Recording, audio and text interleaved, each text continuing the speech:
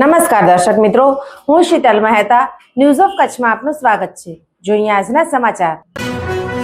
ભચાઉ પોલીસે ચોરી કે છળ કપટ દ્વારા મેળવેલ એક્ટિવા 2 વ્હીલર સાથે એક વ્યક્તિને પકડી પાડ્યો। ભચાઉ સર્વેલન્સ સ્ટાફના માણસો પોલીસ સ્ટેશન વિસ્તારમાં પેટ્રોલિંગમાં હતા દરમિયાન પોલીસ હેડ કોન્સ્ટેબલ કમલેશભાઈ અરજણભાઈ ચાવડા નાઓને ખાનગી રાહે બાતમી હકીકત મળેલ કે રાજેશ રમેશભાઈ કુંવરિયા દેવી પૂજક રહે ગણેશ મંદિરની બાજુમાં સુંદરપુરી ગાંધીધામ વાળો વોંધ પુલિયા પાસે પોતાના કબજાની જ્યુપિટર એક્ટિવા જેના રજિસ્ટર નંબર GJ12CE1919 વાળી ચોરી અથવા છળ કપટથી મેળવેલ રોડની સાઈડમાં ઊભી રાખેલ છે।